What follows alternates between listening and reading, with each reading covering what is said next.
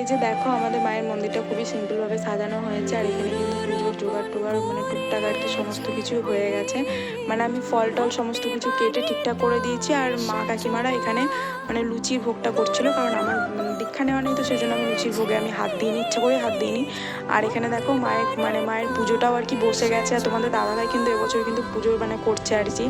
আর আবারও বলে দিচ্ছি যে আমার কিন্তু এই পুজো নিয়ে কিন্তু ফুল একটা ব্লগ আছে, সেটা আমার চ্যানেলে তোমরা চাইলে কিন্তু গিয়ে কিন্তু দেখে আসতে পারো। আর এই যে দেখো মায়ের পুজোটা একদম শেষের দিকে, মায়ের এখন আরতি হচ্ছে। আর আরতি হওয়ার পর পুজো যখন শেষ হয়েছিল, যেমন বলেছিলাম যে ভোর হয়ে গেছে, তবুও গ্রামবাসীরা আর কি খাওয়া দাওয়ার গ্রামবাসীর ব্যবস্থা করা হয়েছে, তো সবাই এখানে বাড়ির প্রত্যেকটা মানুষই আর কি এখানে ভোগ টোগ খায়। তো চলো দেখা হচ্ছে নেক্সট ব্লগে। আর সেদিনকে কিন্তু আমাদের বাড়ি আস্তে আস্তে বেজে গেছিলো মানে সকাল 6:30। তো চলো টাটা, দেখা হচ্ছে নেক্সট ব্লগে।